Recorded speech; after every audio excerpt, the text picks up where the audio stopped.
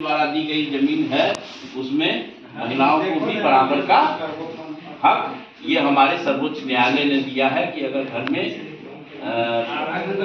पहली जमीन है तो उनके जितने बाल बच्चे हैं पिता का जो जमीन है वो बेटी और बेटे सब में इक्वल शेयर में बटेगा। तो चाहे जल हो जंगल हो जमीन हो हर में हमारा आधा का हक है। लेकिन हक सिर्फ देने से नहीं होता है, कागज में लिखने से, है ना।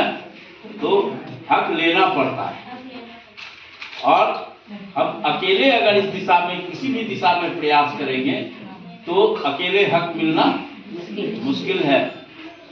और अगर सामूहिक रूप से हम करते हैं तो भी बड़ी लंबी यात्रा है। ऐसा नहीं है कि अगर हम संगठित हो जाएंगे और अगर शक्ति विहीन संगठन है, कागज में हमारा नाम सिर्फ छपा हुआ है कि जल सखी है ना, तो उससे कोई हमको अधिकार दे देगा, वैसी बात नहीं है ना। लिख के तो पर्चा बहुत बढ़ते रहता है, बहुत बात हो रही है। आज आपको बता दें, जिसकी चर्चा बराबर सिन्हा साहब कर रहे थे कि जल सखी योजना उत्तर प्रदेश में पूरे स्तर से कायम हो चुका है। वहां के सरकार ने जल सखी को मान्यता दिया है और उनको जल संरक्षण के लिए चाहे वो नल जल योजना के माध्यम से घर घर पानी पहुंचाया जा रहा है, उसका वसूली का काम भी जल सखी के जिम्मे दिया है।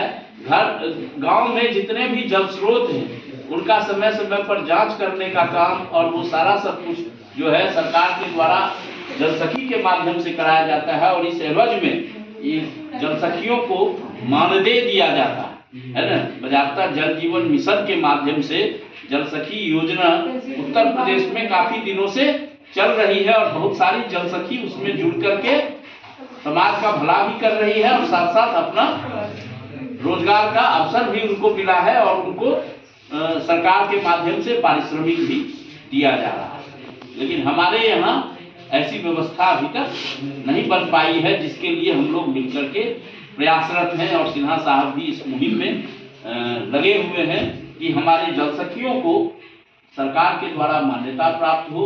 और जो अभी हर जगह पर जल नल 7 निश्चय योजना के तहत पंचायतों में जो पानी पीने का पानी मुहैया कराने का काम जो सरकार के द्वारा किया जा रहा है, उसमें जो लोगों से शुल्क लेना है, सेवा शुल्क, उसकी वसूली अभी तक पंचायत में हो नहीं पा रही।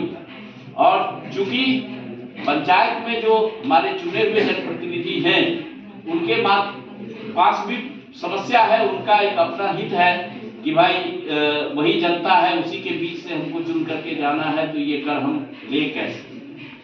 तो हम लोग का ये सोच है कि ये जल सखी का एक संगठन खड़ा हो और उस संगठन के माध्यम से हम लोग सरकार के समक्ष इस बात को मांग रखें कि हम जल जैसे मुद्दे पर काम करने के लिए आगे बढ़ी हुई है, तो हमको भी उस जल में जल संसाधनों में हमारी हिस्सेदारी भी होनी चाहिए। और साथ साथ चूंकि रोजमर्रा का काम जितना भी होता है अधिकांश महिलाओं के माध्यम से ही होता है। और आपने अभी कुछ देर पहले फिल्म देखा होगा जहाँ जल का संकट है, जहाँ सिर्फ सूखा ही सूखा रहता है, वहाँ एक बूंद पानी के लिए लोग जद्दोजहद करते हैं।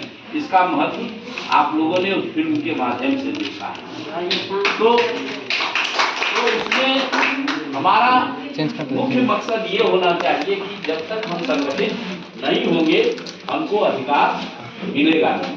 तो उस संगठन का आज विधिवत एक नींव खड़ा कर दिया गया है। आप लोगों को पंचायत के हिसाब से संयोजक और संयोजक आप लोग चुने गए हैं। अब आपके ऊपर बहुत बड़ी जिम्मेदारी है, क्योंकि मात्र 2 लोग हर पंचायत से अगर आगे आएंगे तो उससे काम नहीं चलेगा। हो सकता है कि इसके लिए हमको बड़े स्तर पर भी जाना पड़ेगा, राज्य स्तर पर हमको बड़ा प्रदर्शन करना पड़ेगा, है ना। और अपने बात के लिए वहाँ सरकार के समक्ष हमको अपनी आवाज उठानी हो। 1 मिनट कोई शोर नहीं, 2 मिनट में हम खत्म करेंगे। तो अब ये है कि संगठन जो बनना है, जो फेडरेशन बनना है, उसकी रूपरेखा क्या है।